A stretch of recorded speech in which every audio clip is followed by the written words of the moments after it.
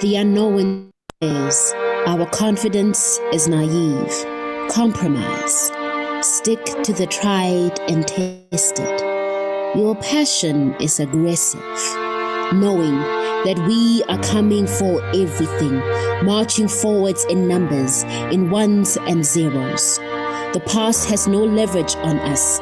The present expected us to stand still, but time ticked our presence, with the future inscribing us into history's foundation, calling us by our names, including the clicks in our names and clicking of our fingers. Once not born with silver spoons in their mouths, are now makers of the spoon and benders thereof, came to this earth with answers clenched in fist, unclenching fist to be the answer. Ours is not a race to come first or be first, but to influence and impact us, energy injectors, conductors of creativity, dancers with the rain, proverbs for our posterity, signaling the speed of ideas, implanting innovation, setting standards a tradition. We are outliers, the avant-garde, belonging to secrets whispered in spaces unseen for fear of our splendor. We are resolutely spewing out stagnation, a slow poison for the norm, perplexing conformity. We're not taking up space only to be muted at the table, not just conduits between what should be and is, not just bodies treading into uncharted public realms, but we are tomorrow's tools, the manifestation of ideals unscripted, leaning on the reassurance of the rising of the sun the next day. Let he without foresight cast the first doubt, whilst we visionaries converge at Urban Festival 2020. Welcome.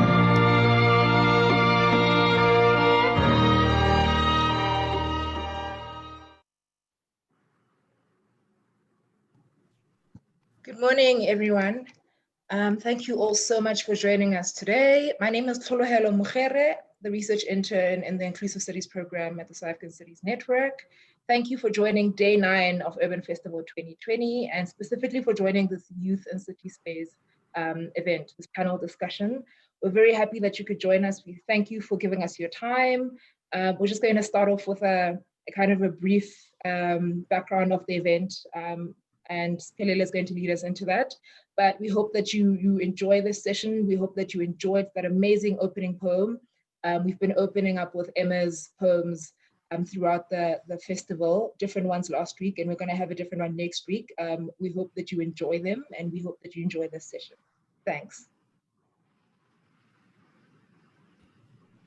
Thanks, Kulu, for opening and welcoming us. So my task today, I luckily am one of the people who have, one of the easier tasks for the day.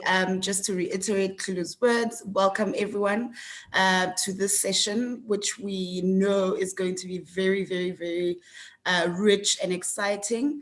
Mine is just to take us through the background to this work and what has led to this moment. This event comes as a culmination of a partnership between ourselves and the Department of Cooperative Governance, who have been great supporters and funders and co-funders of our youth programmatic response to the issues that affect young people in South Africa's largest cities. We began with a film screening in 2017 and thought it would be important to come up with a more programmatic response and moving away from events as a way of engaging with young people and their issues in cities. And so since then, we've crafted 2 programmatic interventions. One, engaging with young people in the professional space, whether they are scholars or young professionals in the urban development, design, planning field, by way of a Young Planners and Designers essay competition.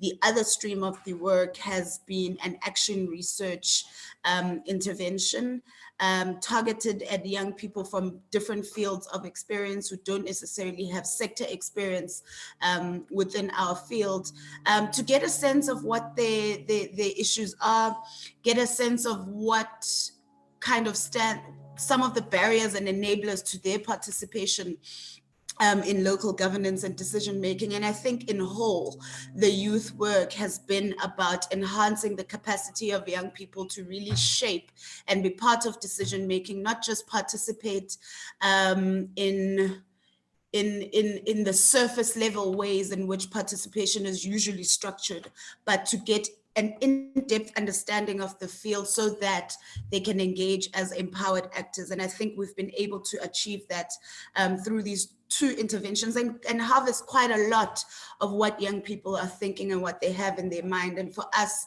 it ties to, I think the core of what brings us together this month is the IUDF, the Integrated Urban Development Framework, as a piece of policy, and beyond a piece of policy, as something that contains and gives us impetus for a lot of robust actions and a lot of robust engagement around what our cities should look like, what life in them should look like. So not just policy, but what the principles that should come alive as driven by the policy. So tied to Lever 7, which aims at active, a vibrant and active community. So active, this point around active citizenship and deep participation is what brings us here today. And I think the group of young people we have brought together to have this conversation with us is very dynamic. And I think they will, I'm hoping that this leads us to a longer conversation and is not just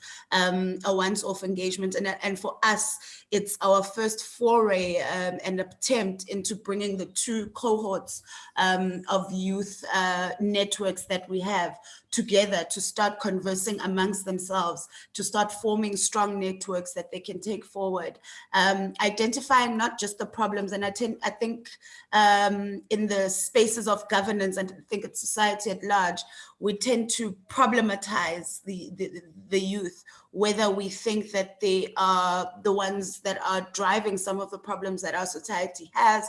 But at the same time, they've been involved in quite a lot of the conversations that are at the forefront of our societies, and they have a lot to say and a lot to contribute. So not just a process of identifying the problems that affect young people, but also engaging around what they are already doing, and they're already doing a lot. So what are the youth networks involved with? So we've got young people who are from the entrepreneurial space, who are quite involved in the production of knowledge about cities as well, who are young city officials. So just engaging around what some of their problems are, what some of the assumptions about the power and powerlessness is what I'm interested to hear about. So I'm really looking forward to this conversation and really hearing the voice of young people shaping. And I'm hoping that within the audience, we are ready to receive and to then engage subsequently about how to take those voices forward and how to incorporate those voices as credible and authoritative actors within our space. That's our main objective. And with that, I would like to hand back over to the chair, who I think we'll do an introduction and then hand over to our very able session facilitator, who will then take us through. I'm so excited. So welcome everyone. And yeah, I'm looking forward to a very amazing engagement. Thank you so much for that, Spear. So mine is actually very short. It's just to introduce our amazing speakers for this session. So yeah, as you mentioned, that we really don't have the hard job today. We're just going to sit back and enjoy everything that's going on. I'll start off with Khanyisa Mhlongo. Khanyisa is a youth activist and works as a venue manager at Dlala-Nje. Khanyisa has been involved in a number of youth initiatives in the Johannesburg inner city, working with Ebukhosini Solutions NGO, and independently in her own community in Yeoville, hosting anti-bullying learning sessions and various cultural events, particularly heritage-related things. Khanyisa is a founder and head makeup artist at Black Onyx MUA. So entrepreneurship and young people doing their things out here. Through Ebukhosini Solutions, Khanyisa has contributed to the South African Cities Network Youth and City Space project since 2018. So yeah, the second person is Lemohang Cindi. Lemohang is a development practitioner and a strategic urban design and architecture specialist at the City of Johannesburg's City Transformation and Spatial Planning Directorate. Lemohang is interested in the seamless translation of spatial policy into responsive urban environments. She's also a contributor to the SACN's Built Environment Integration Task BEIT, a collective of built environment practitioners focused on learning about and ideating around practically addressing spatial transformation challenges. Our third panelist is Mpumelelo Frypan Mfula. Mpumelelo is an entrepreneur and street culture tastemaker. He's the founder and creative director of RHTC Online, a streetwear store and platform for showcasing young creatives. In 2016, Mpumelelo began hosting Let's Play Outside Festival, a communal space for young creatives and artistic entrepreneurs to collaborate and learn from each other. He's a staunch supporter of small and creative businesses. Our fourth is Tologelo Sesana. Tologelo is a critical spatial thinker, currently pursuing her master's degree in technology, her master's architecture degree at the university, I think Central University of Technology in Cape Town. In 2018, she and her twin sister were the only South Africans shortlisted for the Berkeley Undergraduate Prize for Design Excellence competition. Tologelo also participated in SACN's Young Planners and Designers competition this year, using her entry to demonstrate the importance of Indigenous design in responding to socio-political and environmental issues. Michelle Malati. So Michelle is an artist and a critical spatial practitioner and works at the gallery and works as a gallery manager and curator at AfriArt Gallery in Kampala, Uganda.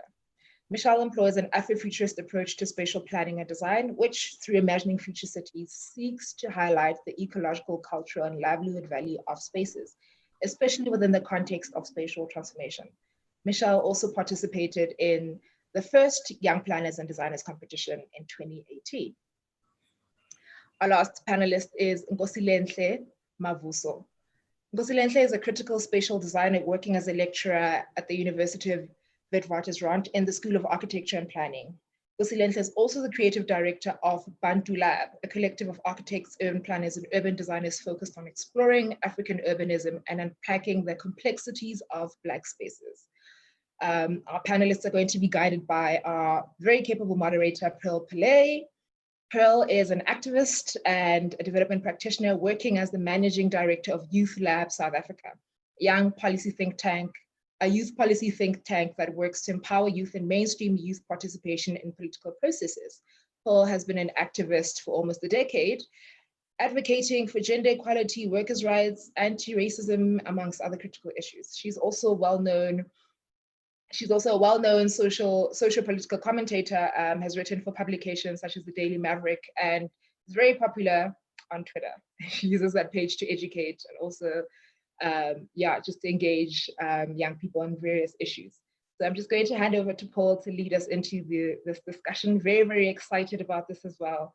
Thank you all for joining us and participating in this event. Thanks. I was not ready for that. I'm not even gonna lie. My dream was to become a Tulib, so I feel like I finally made it now that someone uses it as like to introduce me. Hi everybody, good morning. This is very early for me, so the rest of the night owls that had to get up early and be at this panel, thank you for making this great sacrifice for humanity, because I can tell you like my body feels it. I'm hoping for a really cool conversation today. I'm really glad that when this youth panel actually has youth on it, we're very used to seeing kind of older people on youth panels, men on women's panels, you know how it goes.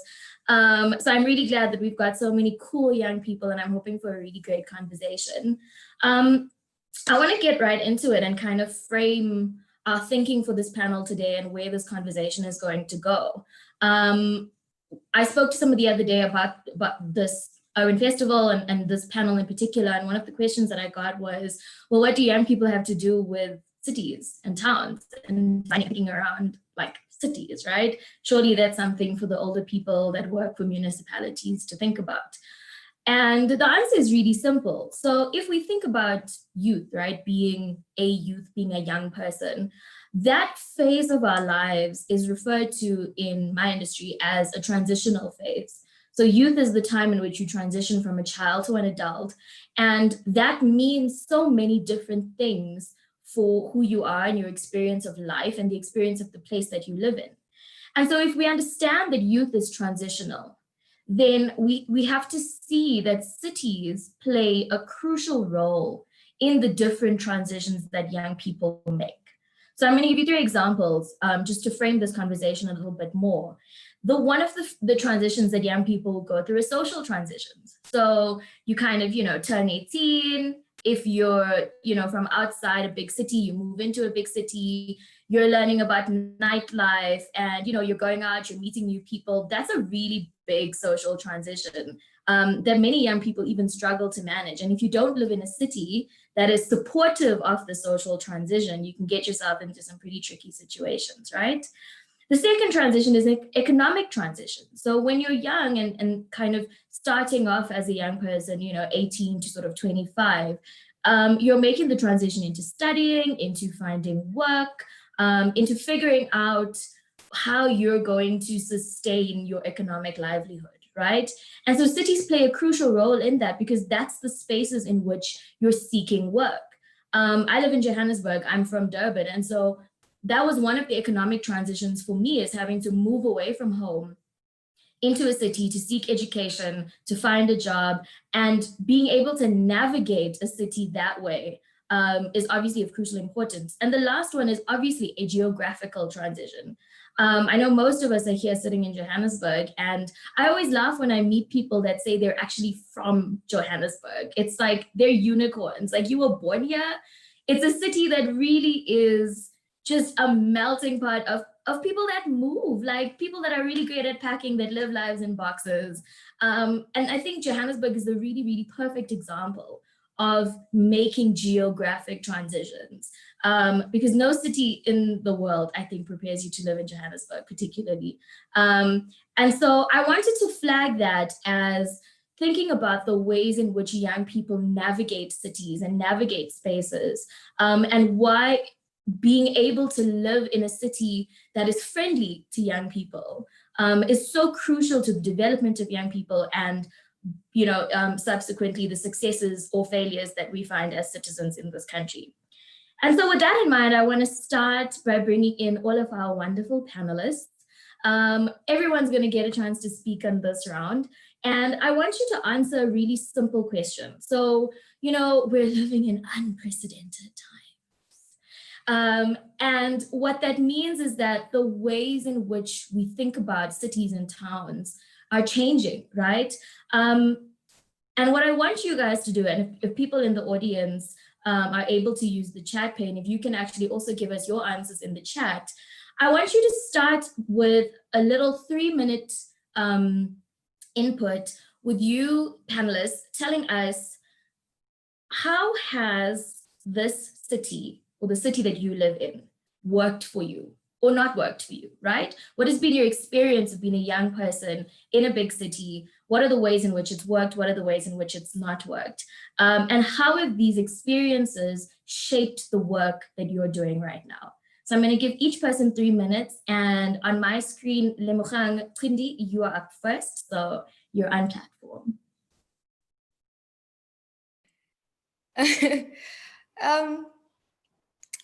Thank you, Pearl.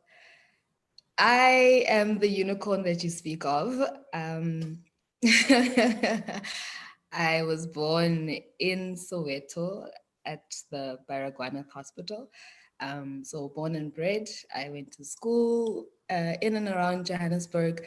My hometown, though, is in Heidelberg. So that's a small dorpie, but it's just outside of the city, meaning that I've interacted with the city for years, for most of my life. And I would really, really say that my positive experience of the city, or my favorite experience of the city, is the people. Everything is centered around the people. I find that we are an incredibly diverse people, but still anchored around the same principles and that common instinct of survival, which means that any experience at any point with any person really is unpredictable, but will always be different. And because of that common principle and instinct of survival, I always find that progress becomes inevitable. In my work, though, I work in the public sector, as I've been introduced. I am continuously engaging with stakeholders, developers, professionals, and everyday people who are seeking a helpful ear, basically.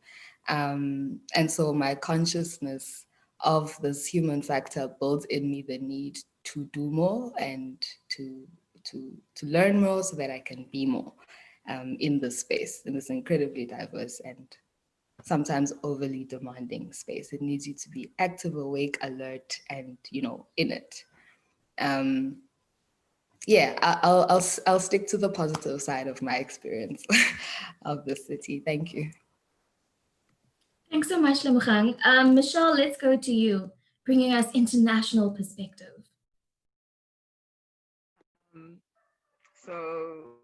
How has the city that I live in sort of shaped me?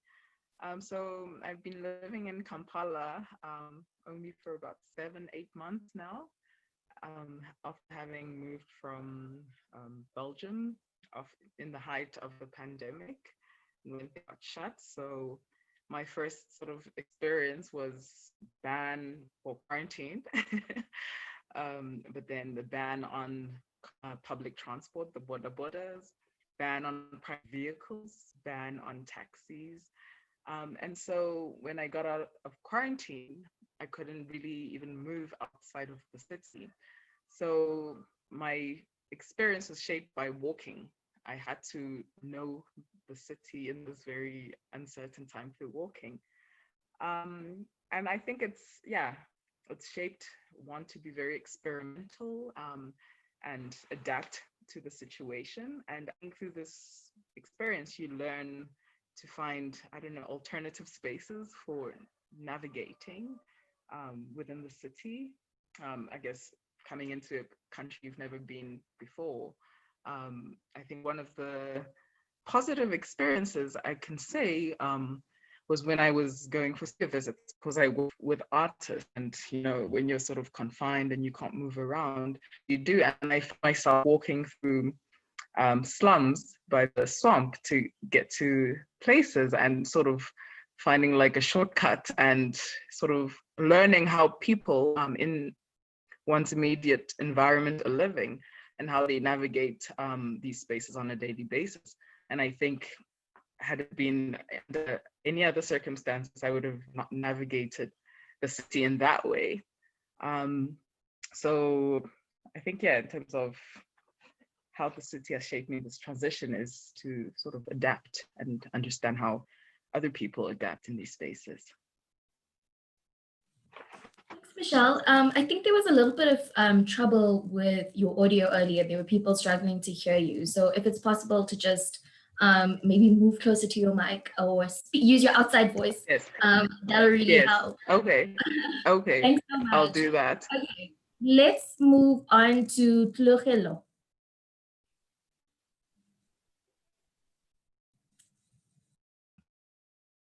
Hello, can you hear me? Hello, okay. I'm from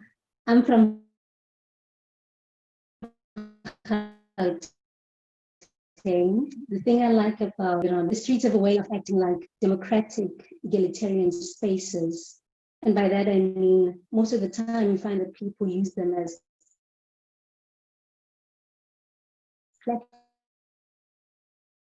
platforms, be it protests, be it festivals, and an end. So my least favorite part about the city, I think, has to be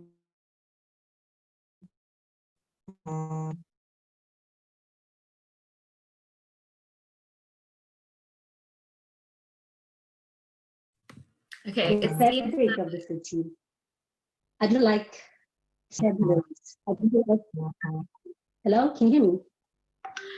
No, you're breaking up. So we're actually having a little bit of trouble. I'm going to give you a chance to sort out your connectivity issues and then come back in.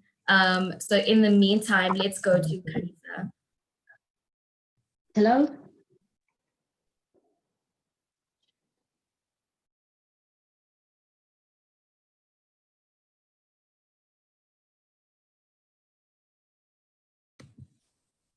Kanisa, you're up.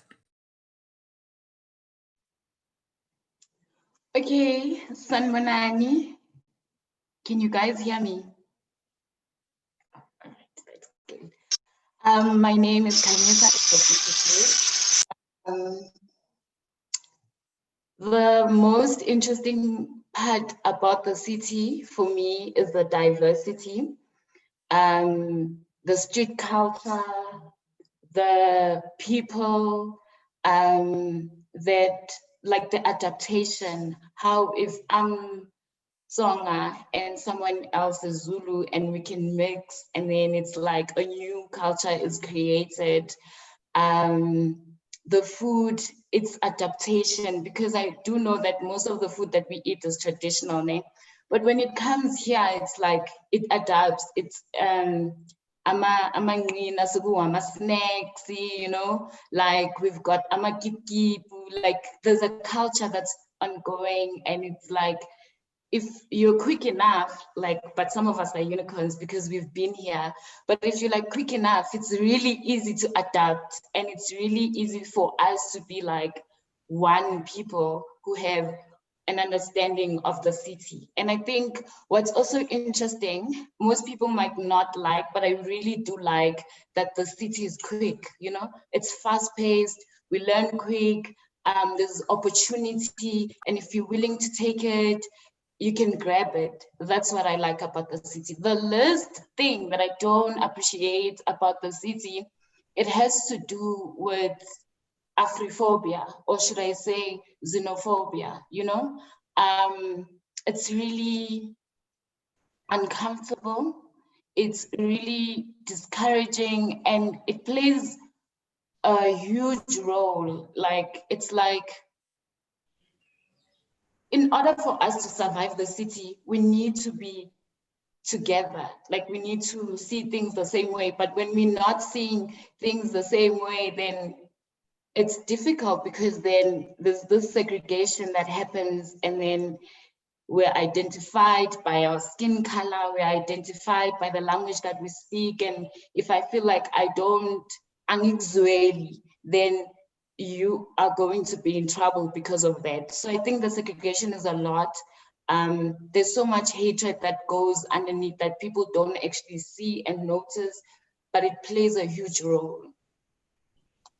We're great. Thank you so much. I think you raised a really interesting point, right, around Afrophobia. I think it's something particularly people in Johannesburg, either we're talking about it all the time or we're just pretending it doesn't exist. And it's really ironic for a city that celebrates diversity, right? One of the best things about Johannesburg is you can meet anyone here. On the other hand, is cruel to people who are not from here. And it obviously, it's such a wild time, because in a country like ours, where the only kinds of political points are the cheap ones, we also have leaders that enjoy stoking those fires, right? And it's a really big consideration to make as we reimagine cities. What does Johannesburg look like without migrant communities, right? Johannesburg would not be Johannesburg if it wasn't for the different migrant communities that shape particularly the inner city. So thank you very much for raising that point. Let's go to Mpumelelo. He's been sitting here for a while waiting to speak, and I know he's just like ready to go. Thanks, Pearl. I hope everyone hears me. If not, just make a comment there. I'll know. Yo, man, I have to agree too. It's the diversity. I love the diversity. I'm one of those unicorns as well. So I'm second generation in this province, and my family was brought by the gold migration, you know, and they found themselves in this part of the East Rand called Comet. It's a mining community, and within that there were people from Malawi, people from Zimbabwe. So, you know, my father knows a bit of Chichewa, you know, knows a bit of Ndebele, and all these other languages from neighboring countries. And that's the culture in which I grew up in. Not that I'm multilingual myself, but having grown up in a township myself, I knew that my neighbors were from different cultures and I could take a little bit from everybody. And that has been my main asset going into the city in varsity, going into the city being the main city being Johannesburg, from a small town in the East Rand. Being open to a multicultural space and learning from other people has been my main asset. And I think that diversity makes Joburg what it is today, in a very sophisticated way on so many sectors, from what is called the informal sector to the highest level. It's just diversity that we experience, and different people contributing to our growth.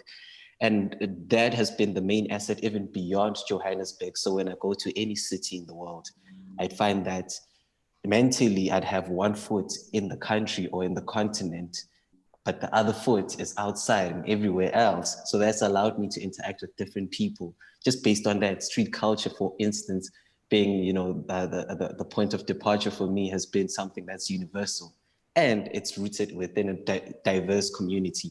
That's when it happens. And I think what I don't like is the mismanagement of this diversity on so many levels. We don't see the potential in the city. Well, we see it because people are very forceful in showing it and contributing on so many levels. But the mismanagement of how we do not take care of it from a youth standard, youth entrepreneurs, I think we can have a better approach and know that our diversity is actually the asset that will take us to where we need to go as an African country. Not all African countries are as diverse as we are, or cities are not as diverse as we are. So that can be our main asset, the same way it's been an asset to spaces like America, but we can definitely have a more humane approach to it. So that's it, diversity and how it breeds very complex and hybrid culture that has potential to give us what we haven't had for a very long time in this country. Not that this city has been consistent in culture. So that's the nature of it. We need to manage it better. That's it. Thanks so much. Oh, I was getting really worried when the America conversation came in, because I was like, are we sure that's where we want to go today? But I see your point. The mismanagement of that diversity, right, is at the heart of so many problems that we have, particularly in inner city areas. We've got Nkosile Ntle. He hasn't spoken yet. And then I see that Tulukhelo is back. I'm hoping your audio and your connection is good. So after Nkosile Ntle speaks, you can just go straight after him. All right, thanks, Sanbonani. Yeah, okay, I think my experience of the city has always been aspirational. I mean, I am from Swaziland, Eswatini, and my first encounter basically with Johannesburg, which is probably similar to most people, even if you're not from outside the country, has been through television. So for instance, I grew up as a young kid watching shows such as Selima Toons, whereby for the first time you would see Black young people engaging in the city in a positive way. So South Africa has always been kind of known for its culture of resistance and revolution, moving into the kind of post-apartheid era. And all you would see is guns and riots, and you'd see young people at the forefront of that. But now moving into post-94, you see now things such as superstars that are kwaito artists, that are dancers, that are musicians, taking over space and occupying cities like Johannesburg. And for me, that was the thing that drew me to the space. It was this thing, this aspirational thing where you see nightlife, for instance, represented in a positive manner. And the city being a space that was designed to be that, anti-Black and anti-Black youth occupying space in that way, to me was very aspirational. And that's what I've experienced ever since I moved there about 10 years ago, is to say that I've had access to that as a creative myself, and as someone who was really part of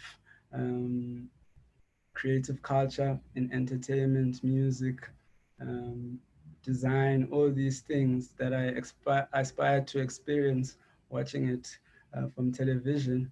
I got to experience spaces like Braamfontein, where you can walk pretty much everywhere and access a street that you saw your favorite musician shooting their video in. You know what I mean? And I think this is something that Johannesburg continues to do. However, the weaknesses of that is that the people that make decisions about our cities are not making them based on that experience. I don't think that the way we design and make decisions around our cities is based on those kind of experiences that the Black youth are aspiring to or are doing. And I think Frypan there said it nicely, is to say that youth are doing things by force. And unfortunately, 26 years later, we're still doing that. And the people that make decisions and contribute towards shifting our spaces are forcing us to do that rather than enabling or helping us to not have to force, but do it in a more natural way. So yeah, let me leave it for there. Thanks.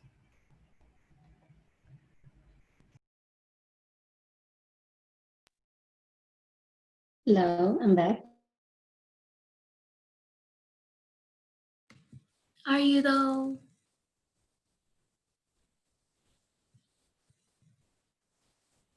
See, I think this is like part of the conversation, right? Young people are being collapsed because of Wi-Fi. True. No, definitely. But now you guys are back. I can see you guys. Can you hear me? Maybe let's try switching the camera off to save on internet. I don't know if that's a real thing. And let's try from there because your audio is, yeah, we're not able to hear you. Okay, let me try switch it off. Can you hear me now? Much better. I'm a tech expert, guys. Listen.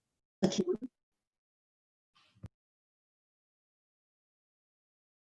So,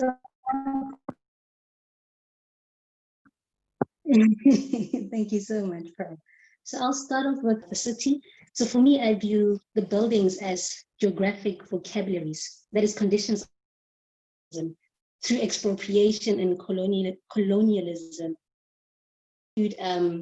property and profit over native people. So for me, the very fabric of the city exposes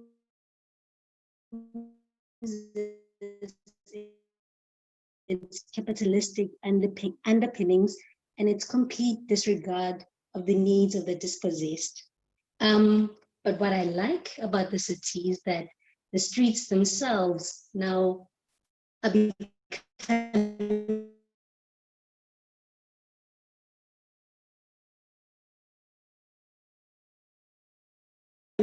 platforms. So they act as egalitarian spaces, came back, or rather voice the concerns. For me, that's my favorite part about the city, how cities act as platforms. That's it. Thank you. Thanks so much. I think we got the gist of it. I mean, we got a real like Marxist Fanonian unpacking of capitalism, which I really love. But I think what Tulu is really saying to us is you can go to a spot in the city and that spot could have been the site of a protest today, and it could be a music festival tomorrow. And I think that that's reminiscent of so many cities in this country and around the world, actually, that as democratic spaces, they allow you so many opportunities to access it in so many different ways. But obviously, you know, and living under capitalist, patriarchal, white supremacist societies, who gets to access those spaces when and how is obviously different. We've got some tech support that says what usually helps with audio is pausing, syncing, closing apps, and removing devices. So hopefully, if anyone's having issues, please try those things and we'll move from there. So I think this is a really good segue into a conversation around policy, right? We've been talking about the IUDF. For those of you who don't know what that is, the IUDF is the Integrated Urban Development Framework. And what that basically is, it's an urban development policy developed by COGTA which is the Department of Corporate Governance. And it's meant to guide the development of what they call inclusive, resilient, and livable human settlements, right? The key outcome that they're envisioning from this policy is basically spatial transformation. I would like to add spatial justice to that conversation as well. Now, what this policy sets out is 9 different, what they call policy levers. And they range from things like integrated transport to effective urban governance. And what's most relevant for our conversation here today is policy lever number 7, which refers to empowered active communities. So I want us to think about policy a little bit, right? Because I know that when we mention the word policy, people kind of clam up and it's just like, you know, this is really not for me. Those are for those other people that sit in those offices.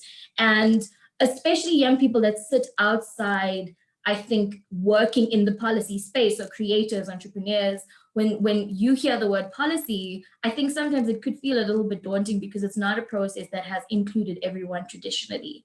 And so I want to take just 2 inputs. I want to go to Tulu again, if your internet has cooperated with us, and Lemogang, as someone who is a public servant and works for the city, what is the importance of policy and policy making in this exercise of reimagining cities and contributing towards active communities the way this IUDF outlines? So Tulu, if you're with us, you can go first, and then Lemogang, you can just come in afterwards.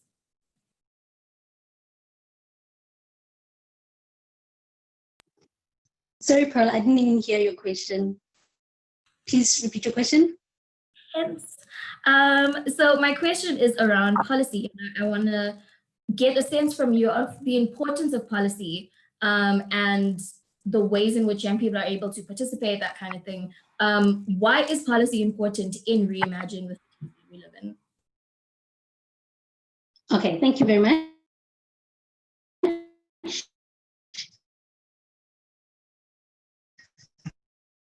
I think the system in itself is policy-based, and we need political will in order for true change to occur. So it's not just about the protesters going to the streets and protesting. It's also about how government is using,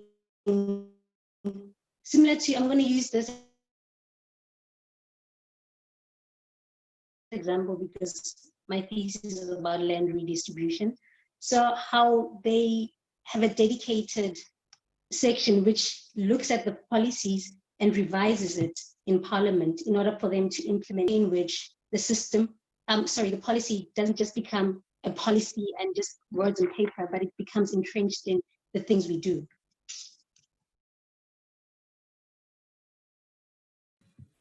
That's a really important input. I don't know if everyone got the full gist of what she was saying, but for those of you that didn't, what she's basically saying is that there needs to be a focus around entrenching policy as a practice, right? That policy can't just be a piece of paper that sits in a government office. It needs to be actually part of our everyday lives and our experiences and the ways in which we navigate our cities.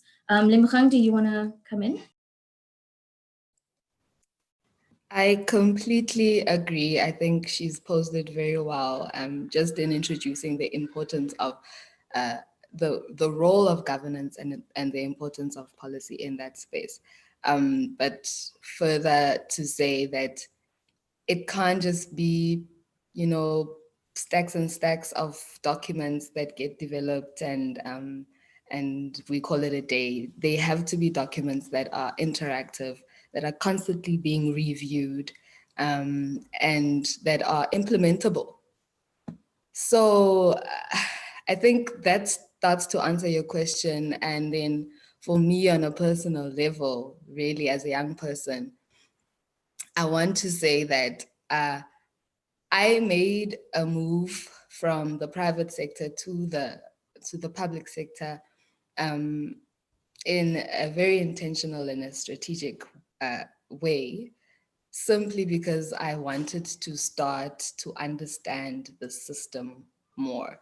I found that in the private sector, I interfaced with this one-sided opinion about governance and its processes and its inadequacies. And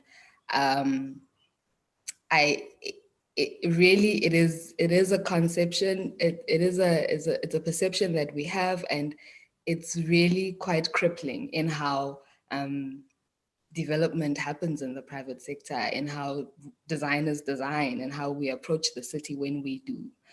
And so, yes, my move was both, like I say, intentional and strategic. Intentional in the sense that I very quickly lost the appetite for working on luxury architecture, high-end luxury architecture, because I felt a real disconnect between myself and the clients that I was working for.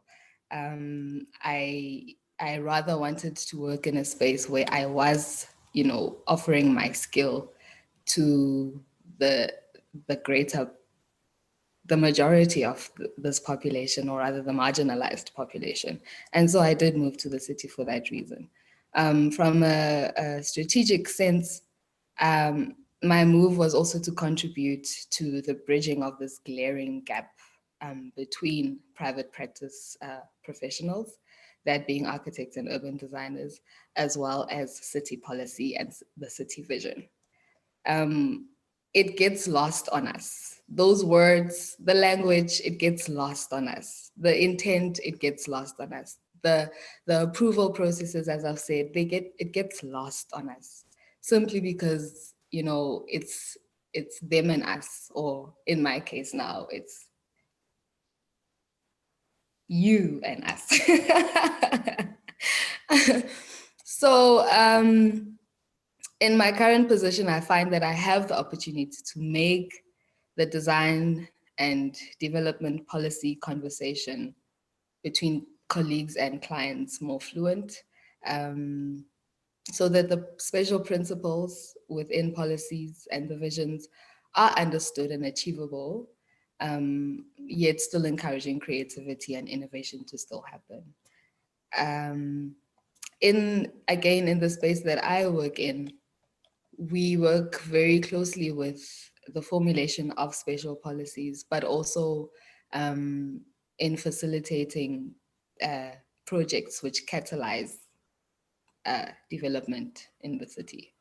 So in that sense, we very much are driven and centered around implementation, or the implementability of these policies. I hope that answers us. It does. We also see Lemchang got that good GEMS medical aid. Now it's suddenly like us and you. But I want you to think a little bit more about some of the gaps that you were talking about, because I want to come back to it in the next question. Just a note to all our attendees, we do have space for a Q&A session towards the end.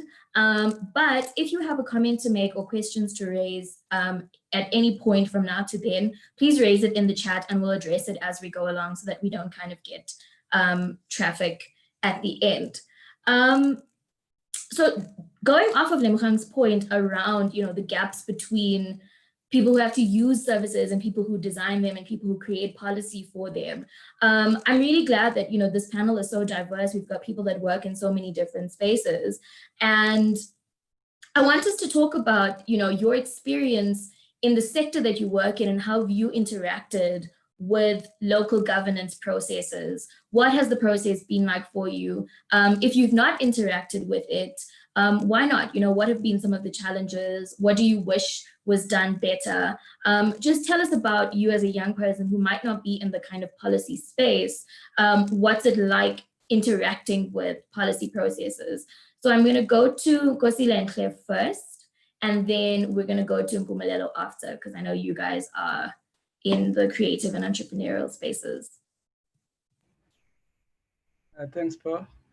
I think for me, I've had an experience in both sides. So in about 2016, I was involved in a park upgrade project in N Street North in Doornfontein, Johannesburg, where basically I work closely with Johannesburg City Parks, the JDA, a German institution called GIZ, and various other stakeholders in the city, and kind of reimagining and remodeling the way that we make public space upgrades, and turning them into a more participatory process.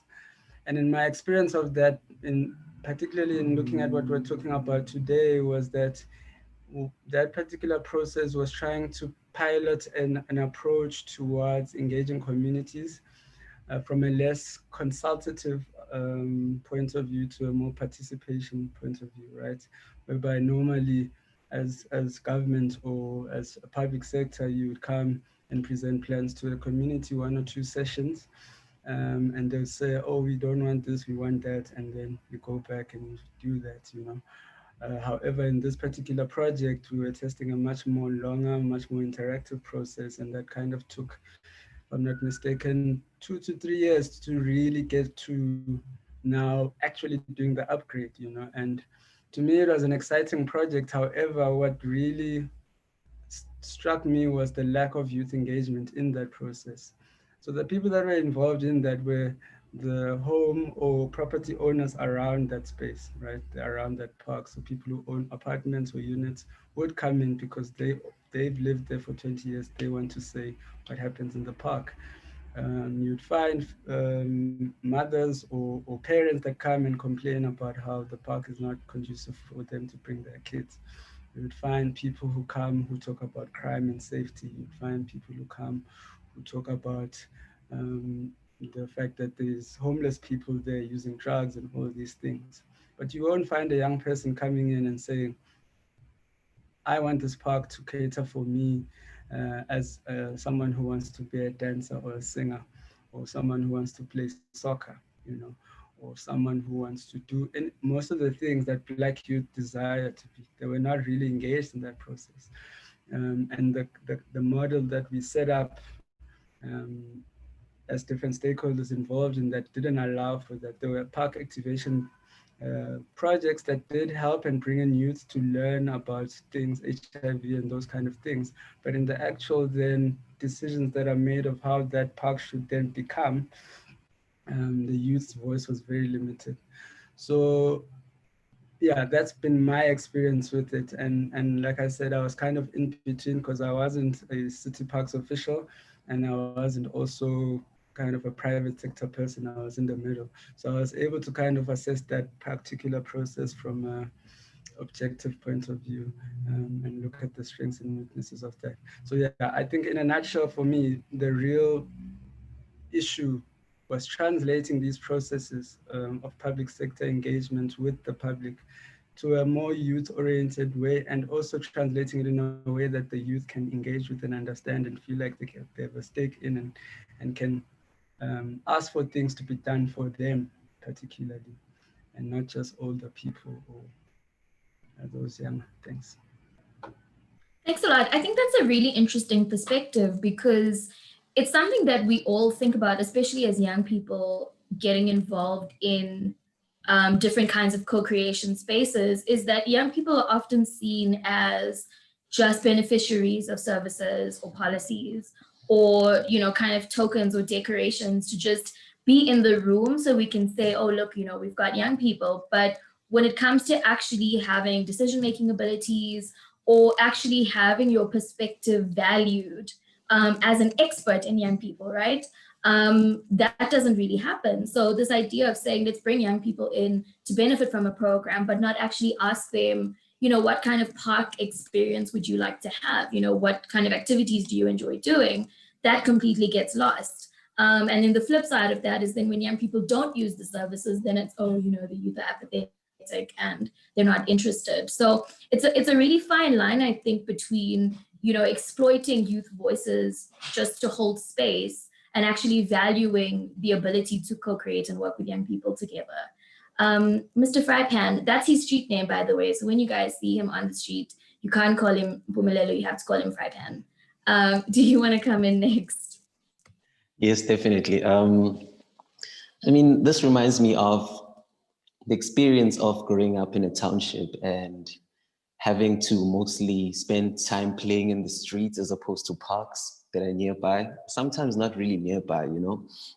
And I thought about this a few years ago, and I just felt like kids are not consulted as to where they want their parks to be located. It might be even within residential spaces, you know, because there's basic social dynamics, like you don't have to play far so that your grandparents can call you and send you to the stores and whatnot. I mean, those things start at that very basic level, and just show us that with some decisions that affect us directly, we are not brought to the table to be part of it. I mean, imagine if kids as young as 7 years old would be engaged in that process, and the democratic process starts there. This is how you teach people how to engage within democracy from a young age, and have that as an actual culture, because of course, participating within a democratic structure is not just voting. You know, it's the time between the votes that matters most, and that's where youth is needed. So with me, I mean, I studied politics at Wits, you know, up till honors level, and I swear when I got to my honors level, I just switched it up and wrote about hip hop pretty much most of the year. Why? And in hindsight, I actually figured out that it's because I felt like there was just a separation, a detachment from the coursework I'd get in undergrad, which has a lot to do with policies and all these other elements of politics as well. But when I brought it within hip hop and discussed all these theories within hip hop, then it started making sense. And that's why straight after varsity, I went into entrepreneurship within street culture and youth culture, which is another synonym. So I went into that because those politics made sense to me. That's where I wanted to add justice to the space. And what we found in that space is that, of course, we have to start with what we have. And that in itself is a political act. It's us participating in a democracy to say there's something we see we think lacks, and we think we have the energy, not necessarily the money and all these other necessary assets, but we have the energy to make a difference and to show people that this is how it should be. So young people participating in entrepreneurship or in any activity that has them contribute to society is a democratic act. They are interacting with policy, just not in a conscious way where they know what policy is and reacting to it, but they just feel it and acting with it. So with that said, I think what needs to be, there needs to be a front-facing door or point of interaction with the youth to translate what it is that they're doing and to engage. And, you know, when I went into events, we used a lot of our money. We lost a lot of money trying to contribute to the vibrance of youth culture, which is something I think that, you know, any government on any level should be part of. But we contributed so much and lost so much money that by the time we had figured out that there were front-facing spaces like Constitution Hill and so forth that could assist us, we were already deep in it.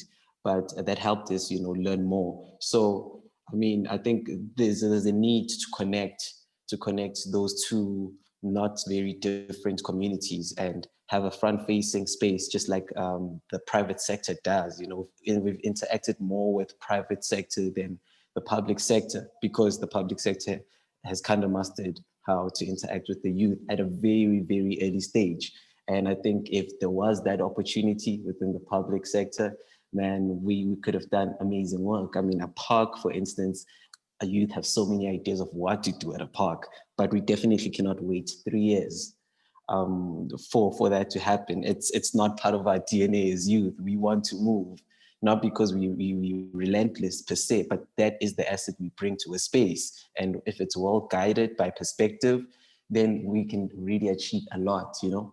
So I think there is definitely potential in us. We are already interacting with policy in our own way, and policy is of course interacting with us, but we just need a space that can have us, you know, have a seamless conversation and beyond conversation action. Yeah, so that's it. Thanks. I think there's 2 points that I wanna jump on because it speaks directly to the kinds of conversations we're having today. The one is around the fact that policy is not just that policy process, right? People interact with policy in so many different ways. That's not just going to like a meeting to give a policy input, right?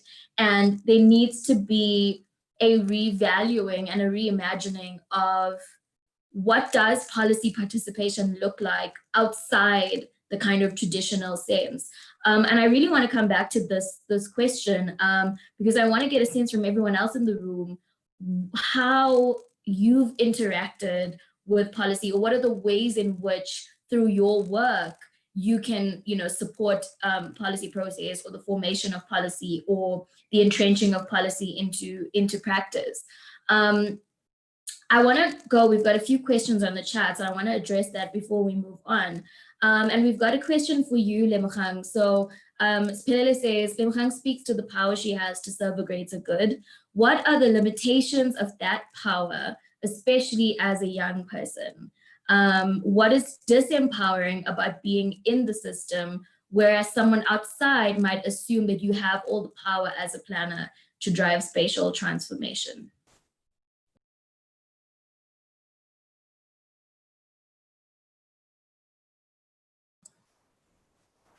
That's a very good question. The power that I have, or that I seek to take up, is, you know, the translation of what tends to be very technical language. Even I find myself dazed at times, and I often have to just take off my public sector hat and put myself in the shoes of a lay person who doesn't fully understand really what these documents are about, and try and really reduce the language down to a place where it makes sense and it's practical for me and what I need at that time, if I were to be a developer or an owner of a home or a part of a community. But in that same breath, not to oversimplify it so much that the intent and the real guidance in these documents is lost. So I'm constantly, you know, moving between that space where I am trying to obviously be part of a space where we're governing spaces and we're thinking ahead and we're envisioning future scenarios and trying to make it as feasible and opportune for everybody, but also on a practical level, understood and digestible and practical. I would say that there are a lot of processes, you know, beyond my space and my position that still with that work and still within that intent that I have personally, I would still have to move through all those other processes and still filter it all the way into a place where it is then acknowledged by the powers that be, and, you know, taken forth. So it's a question of, you know, being as clear as possible and inspiring even in my colleagues and my superiors, that idea that I speak of. It happens, I will admit, in what's the word? In pockets. You have the opportunity in the lift to have a conversation with your MMC. You have an opportunity in a technical cluster to have a conversation. You have an opportunity to speak to a counselor. At a meeting, you have an opportunity to speak to an NGO or civil society member in a meeting. So all of these things for me happen in small spaces and not necessarily in an explosive one-time, you know, nailed it kind of way, but in almost like planting a seed where you can to try and echo the sentiments of the youth and to drive change and transformation even as a young person. So as you can all imagine, our leadership is elderly.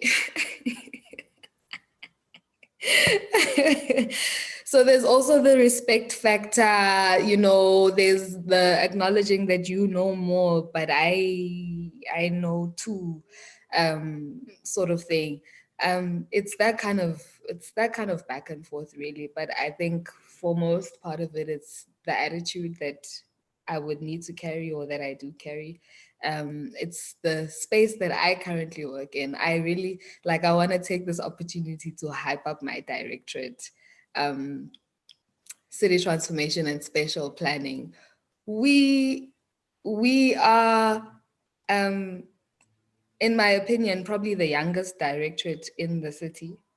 And I think it's amazing that we are the people that are in the space where we are able to work directly with these policies and instill change. We are the staff comprises of young, people-centered, pro-poor, socially conscious, yet equally economically conscious team of professionals. And in that way, I would say we're very geared towards transformation of spaces into multifunctional, diverse, active spaces that equally accommodate a variety of population and income groups because of how conscious we are and how vocal we are and how confident we are as a directorate. So I think I answered the question. There was your last question. No, I think it answers it pretty well, right? It's easy for people to kind of say, well, you know, you work in the city and you have all this power, but I think you mentioned something really, really important, that no matter what space you occupy, if policy itself is inaccessible, and you mentioned things like language, right? A simple thing like the way you write policy, and people's ability to read and understand what you're trying to communicate, right? Those things are going to be inaccessible whether or not you work in the city or not, right? And like you said, you know, we have age issues. So we had parliamentarians a couple of years ago saying that Parliament is not a creche, in reference to, you know, younger MPs being brought into Parliament. And they were completely right. You know, Parliament is not a creche, it's an old age home, which is completely ironic in a country where the majority of the population is actually youth, right? So those are I think the different ways in which power dynamics also shift the ability to bring in younger people into these teams, bring in young people into these spaces to actually be able to affect change. There's a lot going on in the chat, so I want to read some of the comments, and then we'll get back into our conversation. So Kamal says, I think the idea of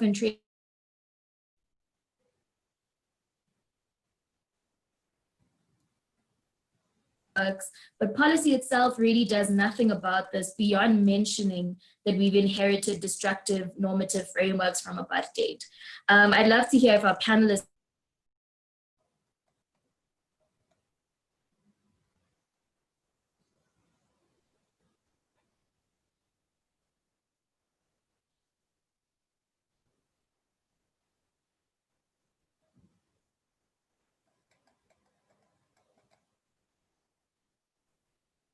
Pearl, I think we lost you. You didn't, I came back. That was so scary, guys. Like, I had no idea what was going on. It was sabotage, that's what it was. Like I was saying, Khainisa and Michelle, I want to come to you after this to talk about the ways in which particularly policy spaces can be transformed. Like, what are the actual measures that need to be taken to include young people? We've got a comment from Siwe that says, I agree with Lemogang, most of the work we do, especially in the private sector, doesn't say anything about who we are and isn't valued in that space. And I think that's a really important point about representation, because it's really difficult to make decisions for young people on our behalf, right? I think Mbubulelo was talking about pace and talking about, I saw everybody was nodding during that point where he talked about the fact that you can't wait 3 years for an upgrade in a park to happen. Things do need to move faster. And unfortunately, the way policy is set up, it doesn't allow for that. I'll give you an example. The African Union, their kind of overarching youth policy is called Agenda 2063. And when that was launched, I laughed so hard because I thought all the young people that are working on this policy now will be dead by the time 2063 comes along. And so how do we plan for youth when we consider our solutions and the fruition of those plans to happen after the youth are no longer youth, right? Spe also says, sorry, that was a comment we made again. Sheena says, you guys are all making really critical points. I've observed that an increasing number of the youth are practicing African spiritual practice. Would you say that current policies and urban practice accommodate African spiritual practice? So if any of you want to jump in and answer that question when it's your turn, please do so. I want us to move because we have a lot of comments. Siwe also says, I don't think participation should be limited in terms of input into policy, but should be extended to relationship building. That's how we can collaborate. The system of governance needs to be constantly learning and adapting, trying and failing to keep up with the pace of youth in cities. What are the sacrifices we need to make to get there? That's a really, really interesting question. So I want to bring it back to Michelle and Kanisa. And I'm hoping you guys can shed some light into, through the work that you've done already and the work you continue to do, what are the ways in which we make spaces more youth-friendly, we make policy processes more youth-friendly, and what are the ways in which people can interact with policy outside of the sort of traditional ways of doing things? Michelle, I'm going to come to you first, and then Kanisa will come to you after Michelle. So yeah, to respond to your sort of question of how to include youth in sort of policy spaces, I don't know if we need to wait to be included into these policy spaces. I think that we need to create our own narrative and just do it, because we'll wait forever if we're going to wait to be included. And I see it, I don't know, there's always this excuse that you were talking about, that people use the excuse that we inherited an apartheid system, so things can't change fast enough. And I don't know, I sort of disagree with that position based on my research that I was previously doing last year in Palestine, that is living under a settler colonialism state, and looking at the projects that are coming up from young people around urban development, around creating spaces. People aren't waiting, where the political situation is a mess and chaotic. People aren't waiting for NGOs to come and help them. People are setting up their own projects. So I think that we need to just be entrepreneurial and create our own spaces, and we don't need to be included in order to push projects forward.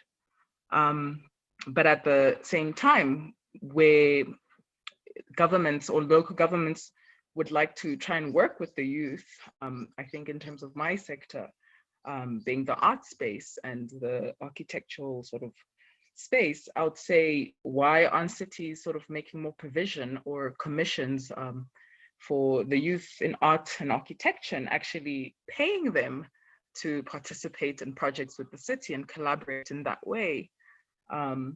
So yeah, I think maybe that's a policy proposal. So I think, yeah, that's sort of my view. I agree. Compensate people for their labor. Absolutely. It's not enough to just give people those terrible sandwiches that you get at these things. Pay people. Kanisa? Yeah. Okay.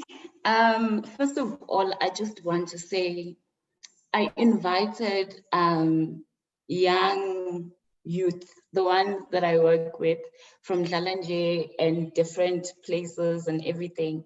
And I would be like, kind of like embarrassed, if not embarrassed, but like it would be a shame to say, you guys attended the webinar, did you understand anything? And then they're like, you know, at some point the conversations got too parliamental and then we left.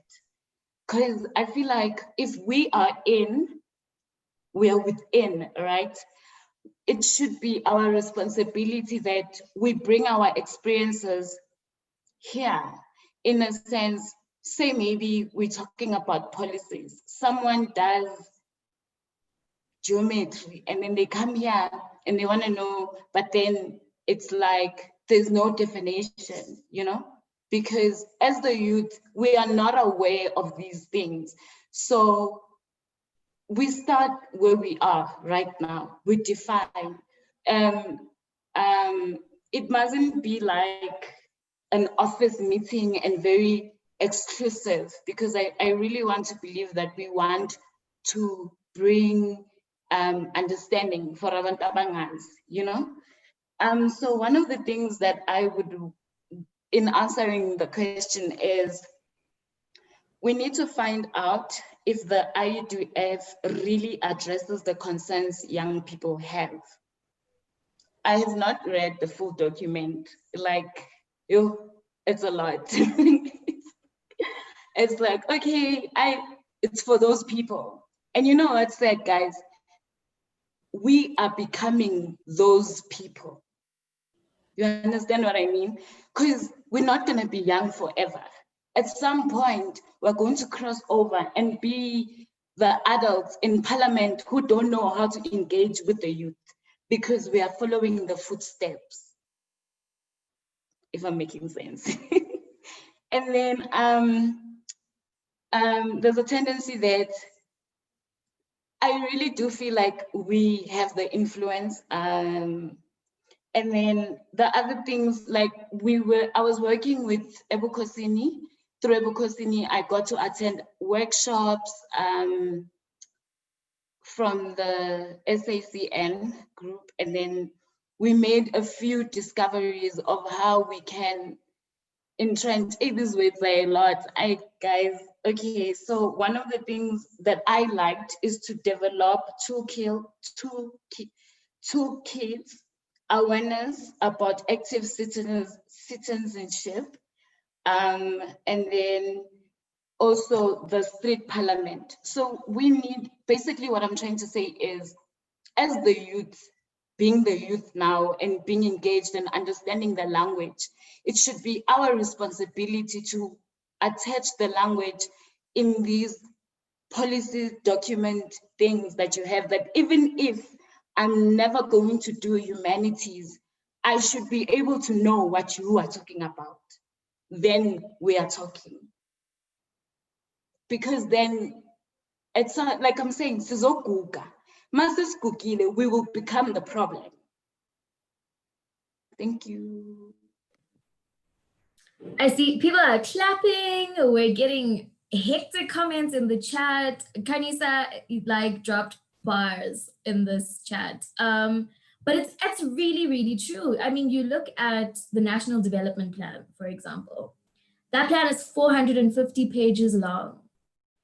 Who's going to read that? Like, who's supposed to read it, right? I read it. I was doing it for my master's research, and I had to like pace myself over a few pages a day because, wow, even for someone who is in the humanities, it's an inaccessible document, right? And we can't, you're right, like we can't blame people for not wanting to participate and not wanting to even just think about these processes when you then give them a 500-page document and say, yeah, read this and give us comments. Like, it doesn't work like that. And unless we think about, and especially us as young people who interact with these spaces more than other young people around us, is what are we doing actually to replicate all the same things that we're complaining about, right? How are we using the platforms that we have to make things like policy more accessible, to make this democracy more accessible? Because if it only serves people who can speak a certain way and write a certain way, then that's not democracy at all. I want to go back to our chat, guys. The chat is popping off today. Kamal says, Michelle, what you say is so important, because even when the city does pay youth, it's often an internship that barely pays a livable wage. And I think that's a really important point to talk about, the ways in which even making an income from working for cities or working for different governments as a young person is so exploitative. They pay you an experience, but you can't take experience to pick and pay, right? Sheena says we're predominantly using systems and structures utilized to implement apartheid politics rooted from Western approaches and perspectives. And the main thing that has changed are the principles. So Michelle has a question. She says, do you think we will come to different spatial outcomes radically enough to implement spatial transformation today?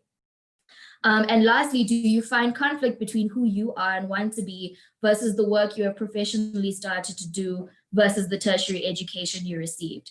So Tlulu, I don't know if you're still with us, if your internet is going to allow, but I'd actually like you to answer Sheena's question around, do you think we'll come to different spatial outcomes radically enough to impact spatial transformation today? And what does spatial transformation and spatial justice look like for you? Yes, I'm here. Yay! So I'll begin by answering the tertiary question. I'll begin by quoting Joy James, who said there is nothing about academia that has revolutionary desire. Well, for me, it means that nothing on the menu, whatever we learn in the institution, is basically, all of it is prescribed. So it means that, so I had to reconcile it with myself. Doesn't mean that the formal education that I'm getting is helping me become complicit in promoting or entrenching coloniality. I'm still not able to answer that question, because when you look at the whole way in how space making and all these other phenomenological, epistemological, everything is given to us, it is from a Western perspective. So, and to answer, I forget the name of the persons who asked about, do urban policies accommodate African spirituality? I say no, because the policies themselves do not render visible excluded knowledge that pre-existed before coloniality. I hope I'm making sense. So essentially what I'm saying, in order to decolonize, one should at least understand what colonization is. It is at its core an imposition, amongst other things, an imposition of ideology. And I leave the institution also adopting this ideology. And as a result, everything that I will make or design or implement in the city is based on that ideology. Understand? Got you.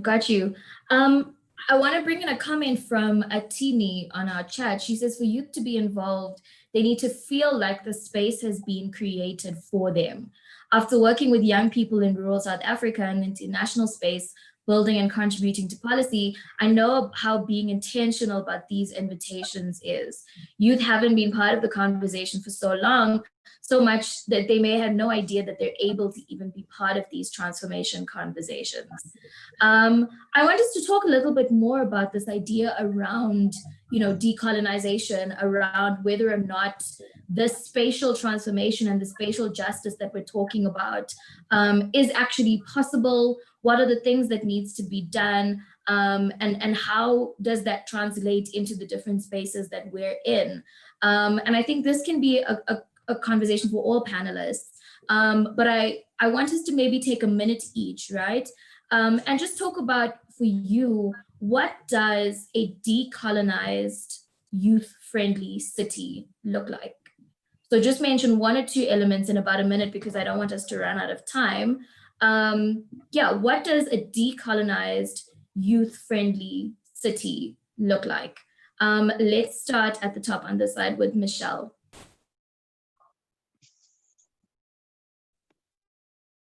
So responding to what does a decolonized, youth-friendly city look like? I think it's I think definitely one where there is a space for Blackness. I think if we're talking decolonization, and I think in the African context, I think that we need to have, I think our voice is fundamentally integrated into how the city is structured, but also within the context, I think, from which I see it from an Afrofuturist perspective, it always needs to be engaging with evolving Black culture, because I think it's important for Blackness to not be seen as something that is stagnant or one way of being Black. And yeah, and I think when it comes to a youth-friendly city, I think I'm a bit biased to, I think, cities that will always have a space for young people, to be allowed to shape the city. And I think a city that allows young people to own property to be developers in a fundamental way. I think that's one thing, at least, that I am constantly thinking about. It's like for young Black people to be liberated, we need to have land, we need to own. So yeah. Thanks, Michelle, bringing through that expropriation without compensation in our lifetime. But I mean, I agree, right? It's impossible to live as young Black Africans in cities that doesn't allow you to be Black, right? So I mean, we've had so many examples just in Johannesburg of the man who was wearing his traditional attire and was kicked off the Gautrain, or people all throughout the private sector and schools who wear isiphandla and are not allowed to wear it or get warnings because they're wearing it, right? And if developing cities and evolving cities and growing cities means making people shut down aspects of their identity, then that's not development at all. So thank you for that input, Michelle. Let's go to Nkosi Lenhle. You've been quiet. Yes, yeah, I think for me, it's building on what Michelle was saying, a city where, or a space, or a country, or a continent where being Black in public space is not seen as a threat, right? Especially as Black youth. And when I started speaking earlier about my kind of perspective on Johannesburg, was that, Black youth were seen as rebellious and obviously because of the nature of what they were faced with, which was anti-Black. So if our cities really are to be decolonized, yes, that's the word. I mean, now I'm struggling to even say this in English because I don't have a in our own languages. Yeah, well, so language is the first thing. I think came on a boat, bro. Speak in whatever language you're comfortable with. It came on a boat. Yeah, so one of the things is that, that we need to own also space. And I think Michelle was saying that also, to say that for us to not be seen as a threat, who are the people who see us as a threat? So I'll make an example of a very useful space, which is maybe Bram or Maboneng or Newtown or even parts of Melville. Who are the people that own those spaces where Black youth are currently occupying? In Johannesburg, and they're the ones who make a decision to say, let's fence off that space where all these Black kids are gathering and drinking beers, Black labels and all that, right? Until that kind of a mentality changes, then our cities won't be decolonial. Until we are able to speak in our own language, and I'm not even talking isiZulu or Setswana or Sepedi. I'm talking now the fact that we are using things like Twitter, we're using things like Instagram, we're using YouTube to communicate as the youth. But how much of that is being integrated into the IUDF? How are we creating spaces for the youth to use those platforms to engage? Because the things that trend right now with Black youth, so-called Black Twitter, are involved in are based on technology. But we're here writing 150 page documents and thinking youth are going to engage. So these are the processes that I think needs to change. And until developers, as Michelle said, become Black youth, until I am able to buy a building, it's not going to change. We can talk until we are black, blue, and pink in the face, but these things won't change because the people that actually make the decisions about how the city should be will be anti-black until they become black. Yeah. Thank you. That's such an interesting point about communicating, right? That it's more than just languages. It's also about platforms. I mean, I can't imagine a South African YouTube channel that has President Ramaphosa going, you know, hi lovelies, welcome to my channel. But a government YouTube channel that is curated by young creatives, content creators, to disseminate information, to talk about the things that affect young people would be something that all of us could sign up to, right? I think that's a really good idea. And if we do have policymakers or people that have the ear of the powers that be, is to think about the ways in which we can use the platforms that young people are in, meet young people where they are, and bring them into the space, right? Bring them in to create, to take control of, and to have power over conversations and over interventions. Because the only way through to inclusion is actually doing it, right? Bumelelo, let's go to you. And then when we're done with you, we're gonna go up to Lemogang. Cool. Decolonized youth-friendly city. Well, I mean, firstly, I think it's a matter of having the ability to be, just to be as a human, you know, because beyond being African in this continent is being human. And I think if you offer an ability to develop, use your space and where you are to develop yourself, then you can be as a human, and that allows you to be as African as you can be in the way you desire. So that's one thing, is that I think how we look at things like property is what should be decolonized, where even looking at land and thinking ownership, like individual ownership, I think we should go past that and see how I can grow up in a community, see a space, see a community hall or whatever public space, and see and find myself in a position where I see those spaces as places I just can be. And when I'm done with that phase, I can move on to the next phase and allow somebody to view it in the same way. I think that is my idea, and this takes from the idea or the concept that as humans we do have the agency to develop ourselves. It's very natural to do so, and when we're in a friendly enough space, we will be able to tap into that. However, if we find ourselves in a space where we want to be, but everything is privatized, we want to find individualistic ways to get into those spaces because that's how we are taught. That's how we observe the space, you know? So, and that for me takes us away from our main asset, which is unity, which is embracing our diversity as we started.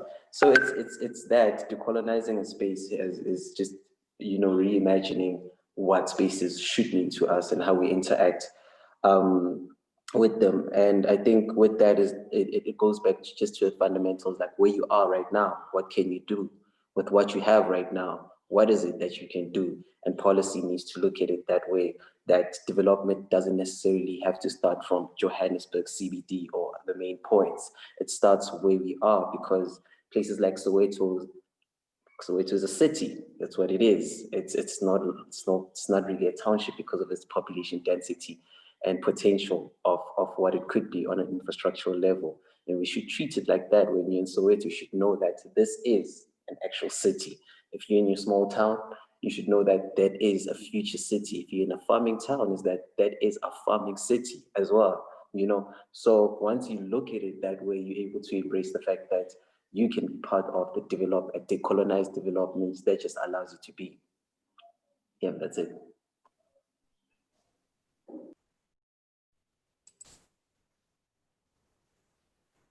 Shall I go?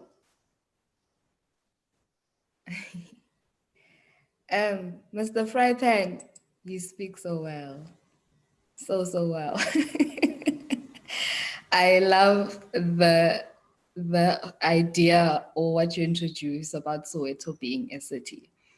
So for me, the aspiration should never be to go live in Sandton. It shouldn't be. We should definitely infiltrate the Sandtons of the city as a young Black nation. But the aspiration, the ultimate aspiration should not be Sandton City. But having said that, I want to just speak from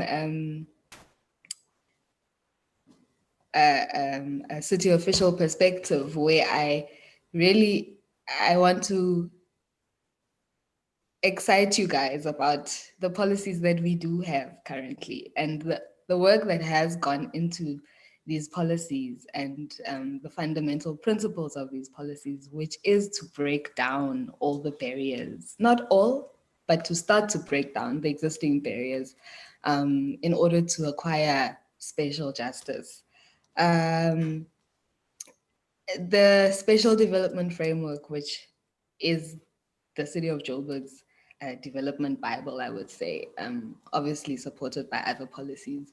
I'm just gonna talk you through just a few policies that speak directly to what we're talking about. So that's the SDF, the Spatial Development. Interrupt for 1 second and ask you to incorporate, there's actually direct questions about what you're speaking about. People are asking, what are the initiatives that the city is taking to include youth? And how can youth contribute more to the city? So if you could maybe answer that in this input, that would be really helpful. Thank you. Got you. So this SDF, it speaks about the compact city development model, where the idea is to concentrate infrastructure, integrated public transport systems, public amenities, and economic opportunities into the urban core of the city. This is where all of these things are currently. The city has invested in all of these systems currently. And so the SDF speaks about that because of trying to curb sprawl and to bridge that gap between people and opportunities and to bring people closer to where all of these things are, right? That's the overall spatial sort of vision, and that's what this document and this policy governs and mandates.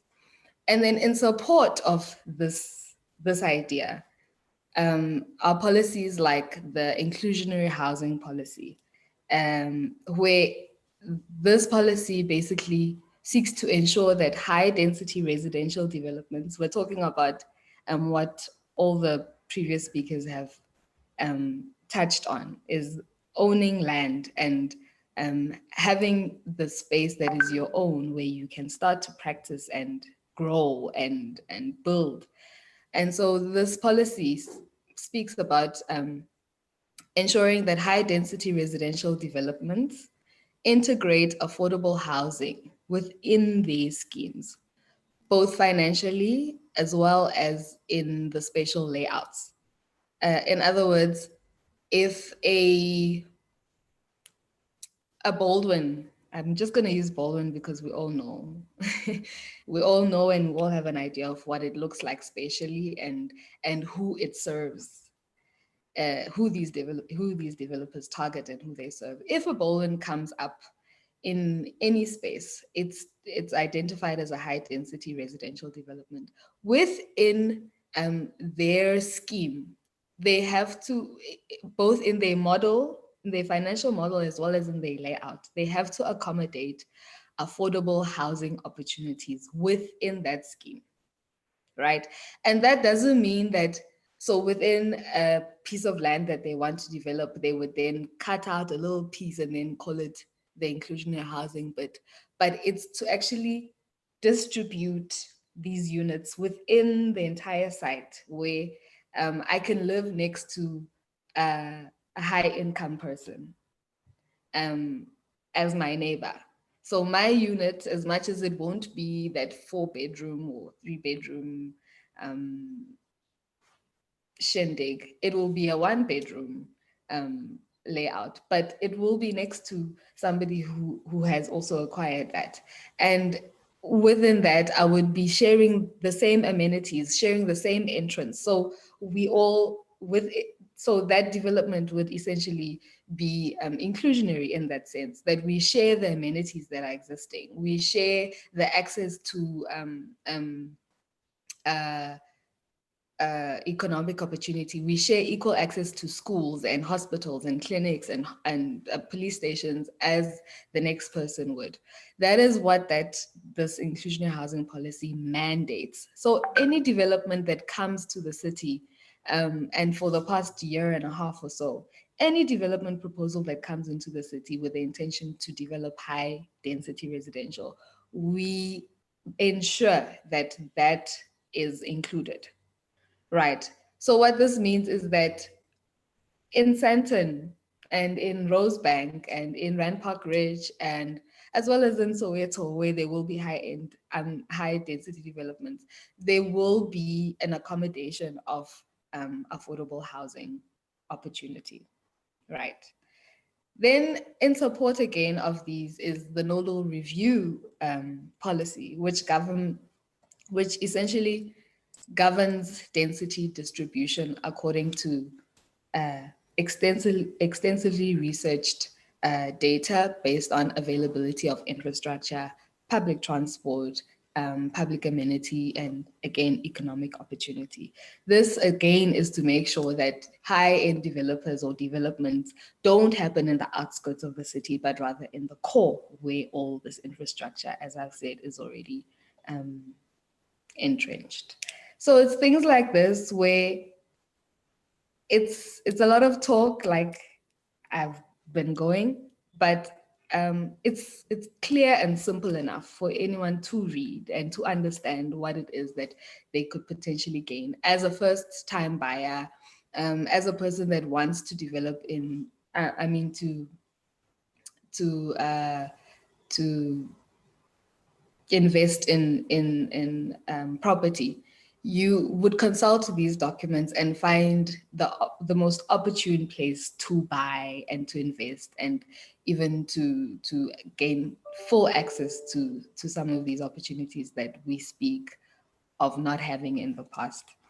And then in terms of, trying to be technologically advanced and trying to make these policies as interactive as possible and as accessible and digestible as possible. We, City Transformation in the past year ran a process where we reviewed all the existing spatial policies within Joburg. This was just to see, to check for outdatedness, to check for alignment with the SDF, and to make sure that there's still contextual relevance to these policies. So it's little things like, let me not even say little things, but it's these bits and pieces of work that's being done with a common intent of decolonizing the city. And of course, it needs to be supported by so many other things, but from the space that I currently work in, that's what's happening. And it's exciting. The thing is with policies that it's not instant. It is something that is incremental, and as the years go, it starts to show spatially. It starts to become evident spatially. It won't be something that's immediate because, as you know, development is a long haul business. But I'm hopeful that within the next couple of years, in the next 10 years, we will start to see these spaces. We will start to see a balancing out of the kinds of people that start to occupy spaces and the kind of opportunities we start having access to. Yeah, thank you so much. I mean, I think that you've covered a range of different topics and questions, and I hope that the people on the chat have had their questions answered. We've come to the last 10 minutes of this conversation. I cannot believe we've been going for 2 hours. It has not felt that way. I want us to end, we've got a question on our Q&A that talks about what are panelists' views on how we can make the city less poor and more accessible to marginalized bodies, such as queer folks and people living with disability. Because we often talk about how inclusive the city is, but it only applies to people of a certain economic status. And so I want you guys to maybe think about that. If any of you would like to answer it in your final input, please do. But for our final inputs, I'm going to give everyone a minute because we are really running out of time. I'm so sorry. But the theme for Urban Fest this year is called Empowering the Civic. And I think that means so many different things to all of us in the different areas that we work in. And so in your concluding remarks, I want you to please tell us, what do you think empowering the civic looks like for you in your space of work? And hopefully, you know, some of those suggestions can be taken through to people who are in the room. We're gonna start, I'm gonna ask you to please keep your inputs very short because we really are out of time. I'm gonna just call out the order. So we'll start with Mpumelelo, we'll go to Michelle, we'll then go down to Kanisa, we'll go to Nkosi Lenhle, to Lemogang, and we'll close with Hluluhello. Yeah, in that order. Thanks, guys. Cool. I mean, I think it is true that it's when you're disempowered, when you're really disempowered, it's truly very expensive to live in the city, any city, you know. I mean, I've had the privilege of traveling a bit, and there was a time when I was in LA and I saw so many people who were disabled, a lot of people, to a point where I just thought, man, what's wrong with the city? Like, what are they eating? What's in the water, you know? But after a day or two, I actually realized that people who are disabled have the ability to travel because of the transport system being friendly to them, you know, because of the environment being friendly, infrastructure, roads and pavements, those very basic things, but are not so basic in this continent. It allows people to be, and right next door to where I live here in Soweto is a very elderly woman who passed away in the past year, who in her last, I think, year, pretty much could not leave her yard because just the infrastructure within her home and outside doesn't allow her to be, you know. And for me, this is a problem that does not only lie in the public sector, but every way. How do you make that change? And I think it's like really basic things where we look at what does technology mean to us? You know, I'm not even looking at the fourth industrial revolution talk and whatnot, but what does technology mean to us? Does a taxi have a manual ability to have a ramp, not even an automated ramp, a manual ramp, you know? Does policy push for Toyota as the biggest manufacturer of taxis just to do that very basic thing, you know? And it can be done. I believe it can be done not only by companies like that, but us as a communities. Whenever there's car accidents in any road here, what we do is we start, you know, making holes within the street so that the local councillor can put in what's it called, humps.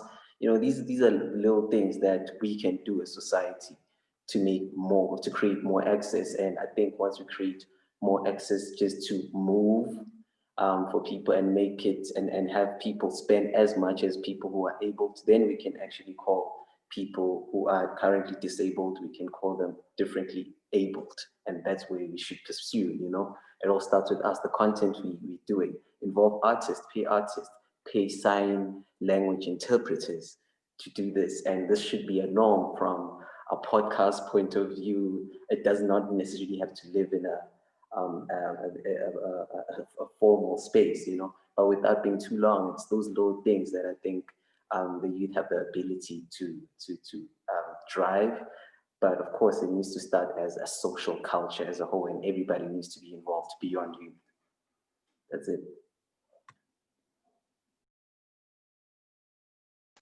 I think just to sort of briefly, I guess I agree with everything Frypan said, and I guess in terms of just creating a more inclusive city requires, I guess, from the perspective of people who are differently abled, they should be the people making the decisions, leading that process, just like when it also comes to spaces or safe spaces for the LGBTQ community, they should be leading those processes. And I think also speaking from a context, being here in Uganda and Kampala, where it's illegal to be gay, and people having to sort of create their own safe spaces, I think you need to lead, they need to be those processes, and we also need to be allies for those people rather than the people who lead that process.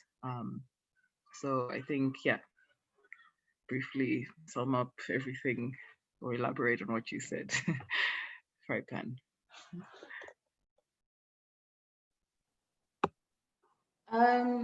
Just to conclude regarding empowering the civic, I would think that it's important that we give the youth a voice to speak for themselves, and that we give them all the support that they will need when decolonizing, because then you will oppose everything and opportunity won't be given to you because you're not a normal human being according to the people who are in power.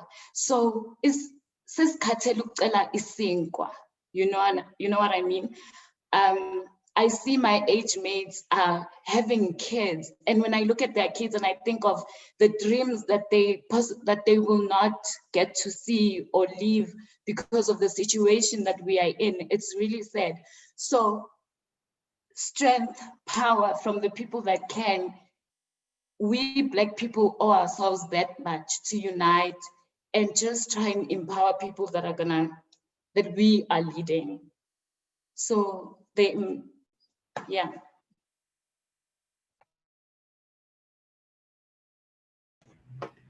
Cool. I think for me, the first thing is for us to ask ourselves what civic means in our context and who represents the civic. You know what I mean? Are we talking about municipalities or government? And like Kanye is saying, are we saying that those people should determine whether Siastoli Singwa or not? You know, do we depend on the civic in terms of government to get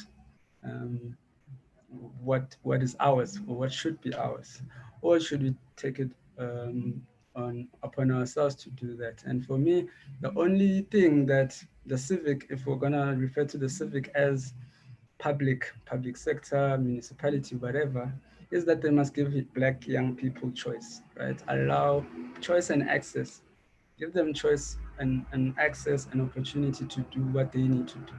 And I think Frypan was touching on these things, is to say young people are the ones that are going to come with the solutions.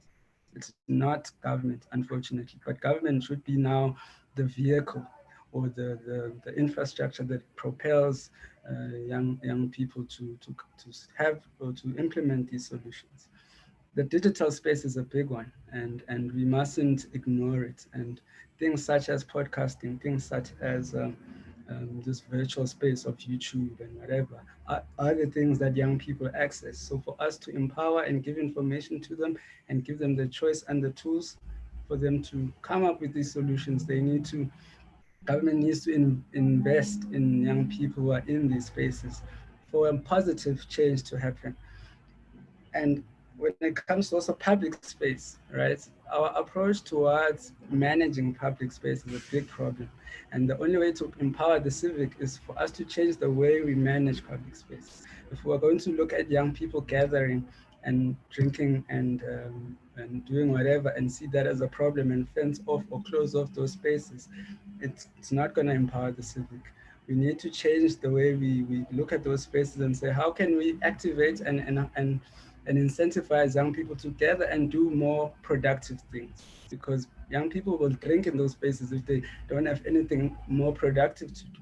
So someone like Frypan, who's involved in these cultures, can come through and host an event of hip hop rappers or dancers or whatever to do positive things in those spaces. So those for me are the ways that we really need to think about the civic. If the civic is the youth, then that's the first step. And then how do we then empower the youth to impact on the civic, which for me is public space, not necessarily municipality and governments. Thanks.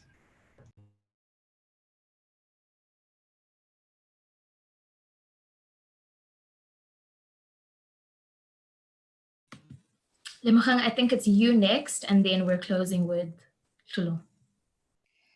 Okay. As Lintley has pointed out, I think our social media platform as a youth is it's our greatest ammunition. I think it's our biggest tool. We already have the tools to be this sort of free civic society that we're speaking of. We're educated, we are vocal, we have access to information. And more importantly, we have such a wide reach and influence. I just think that we lack socio-political consciousness. It seems that we don't think it's cool enough to be on social media and speak about these things. It's more cool to speak about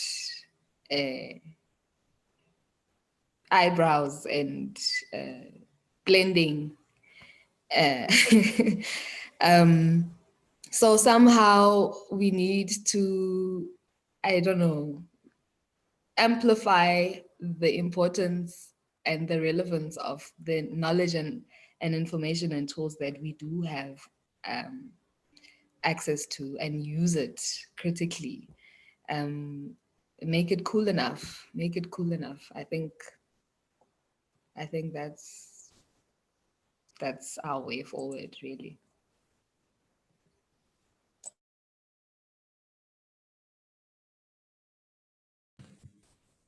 Last but not least, I don't know. Tlulu, are you still with us? Great. Yes, I'm here. I think everyone took all the good points. Well done, guys. Well done, team. I think I'll conclude by saying by integrating pathologized ideals to produce spaces that act as spaces themselves that act as tools for leveling the hierarchical difference between those who have access and those who don't. I think it's all about engagement. It can act as an instrument of awareness, and it can also highlight the political capacity of the marginalized and the pathologized, whose voices are not being heard, and yes. Awesome. Thank you, everybody. We really made good time. It is 11 on the dot. To wrap up, I think we had a really, really good conversation today. We talked about, so many aspects around inclusion. And I think the key takeaways for me from this conversation is that, number one, cities need to allow people to be who they are. And when we particularly think about young people, what that means is that you cannot claim that young people are not interested or apathetic or not, participating if you are not meeting them where they are. So what role do makeup artists have to play in imagining cities, right? Where is the space for creatives in imagining cities? How do we bring the different identities that young people occupy into this big chaotic world that we live in, right? And unless we can find ways to find people where they are, to include them in ways that are meaningful and in ways that appreciates them as themselves and not who people expect them to be, we're not going to win. I think ultimately the two key things for me is the idea that gentrification is not development. And that if you're really, really serious about inclusion and including young people, then conversations like these really matter. So thank you to everybody for contributing. Thank you for being here, for the audience for staying throughout these 2 hours. And I'm going to hand back to the SACN team. Thanks, everyone. Thanks, Oh my everyone. gosh. That was spectacular. Tlulu, do you want to just take us through the last little bit, and then we'll wrap up nicely? Actually, we just thought we'd do a poll, but we're out of time. But it was really just to do an evaluation of how people found the session and to find out how we can make these engagements a lot more productive for young people. So you can type it in the chat, or you could put it in the Q&A if you want to add on to the question, but it's really how do we make these engagements a lot more productive? How do we create spaces that enable a lot more engagement? Of course, even with this session, there are a lot of difficulties. Not everybody was able to join. If you don't have data, it's a difficult thing. If you don't know how to use Zoom. So all of these things could be quite exclusive in and of themselves. But how do we make such engagements better, particularly because of COVID and our inability to sort of meet physically? And, you know, all of you have noted using social media as platforms. And of course, those are things that we have been using, and we're trying to sort of use our Instagrams and our Twitter to really target a youth audience, because that is where young people are. But how can we bring more young people to these virtual engagements? How do we make them more accessible to them? Of course, we could make them shorter. We could tailor conversations to be more specific. Do we need to tackle specific themes? So we're very, very, very open to suggestions on how we can make these things better. And what we want is to really continue these conversations with young people. It's to really continue and to start new conversations around things that affect people, and particularly young people and other people that are vulnerable in the city, people with disabilities, people that are not, migrants. So how do we make these spaces a lot more inclusive for them? How do we, within these processes, filter in their voices? And these are very, very useful things, because as the Secretariat, it's our responsibility to take these responses back to, the IUDF. As the Secretariat of the IUDF, if young people do not see themselves in it, what does that mean? What does it mean for the implementation of the policy itself if they don't see their role in it, how they can contribute, and whether the policy in and of itself actually does speak and respond to their issues? So we're very, very grateful that everybody was able to contribute just so many insightful things. We're so thankful that the audience was just interacting and engaging. So please do. I think Sean has just popped into the chat. Drop us an email at events@sacities.net. Please also type in the chat how we can make things better. You're free to hit up either Spelele or I. Will pop our emails in the chat as well. But I also just wanted to kind of ask you guys to plug yourselves. Where can people find you? Where can we continue this conversation? If people want to know more about the art scene in different parts of Africa, how do we get in touch with Michelle? How do we get involved in what Youth Lab is doing? How do we get in touch with UPIL? Lenhle, how do we get involved in Bantu Lab? Mpumi, how do we contribute to a lot of these creative things that you're working on, and how do we get involved with that? Lemohang, how do we understand, these processes? If Mpumi wants to start an event, what's the job process, or what are the resources, and where do you actually start as a young person who's really trying to host an anti-bullying rally, or to give creatives a platform to make some money, host event, whatever it may be? And Khanyisa she's a young makeup artist. So how do we, like Pearl has said, how do we create these spaces for people? How do we start engaging in ways that everybody can understand and everybody can contribute to? So yeah, please pop them all in the chat. We're going to be sharing all of these. We've put together kind of a mural board, and we'll share it with everybody who's participated with all of your contacts so that they can hit you up and they can engage with you further. So yeah, I'll hand over to you, Spear, to close us off. Easiest task again, just to close off. And I think we did very well for time, and we were steered very well by Pearl. So firstly, thanks to her for holding the room so well and getting so many great insights out of this. Yay, applause to her.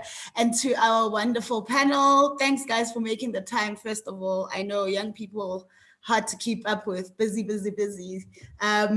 So thanks for making the time to be part of this and really taking the initiative to really start to filter a youth voice into these things. And a lot of what's coming out, which we will share, as Fulu said, through our mural. I love the conversation around decolonizing that came up. And then it started to really drill down to the practical aspects of what really needs to be decolonized about our cities, and issues of how space is governed governed, what Nkosilenhle was saying about just how to engage with youth, start doing positive things in space. And it made me think of the first time I actually met Mpumelelo. It was at one of his Let's Play Outside events, a really positive intervention to bring young people from the creative space together just to play. And play is a very important facet that we don't engage with enough, especially for the inclusion of children and even youth in spaces. And I remember very well, it was in an open space just next to Wits, and surprisingly, or not surprisingly really in terms of how space is governed, by the next week it was fenced off. I think they saw a bunch of young people there and they started seeing them as threatening. And I think that's something that came up again, just like the space to just be and not to be seen as a threat. And so how do you bring those positive interventions into our spaces to shape, you know? And yeah, that's what I really loved about this conversation, is that it started to bring substance to some of the things that are mentioned in policy, but not without enough practical interpretation and the voice of youth to start to shape what those look like. And so thank you so much, guys, for that. And we're hoping that this is something we can sustain, and that it's the opening of a conversation and not the end of an engagement. We look forward to continuing to be able to draw on your strengths, on your experiences, to support us in making this work impactful, because it's not just, yeah, we don't intention it to be something that's just events and yeah, paying lip service to youth inclusion, but something that leads to some tangibles and strong networks even amongst yourselves. And yeah, people have dropped in their contacts. If there's an opportunity to connect and draw on each other's strengths, we think this work will have been worth it. And yeah, with that, I'd just like to thank everyone once again, and thank you for making the time, and thank you for being here. It was wonderful.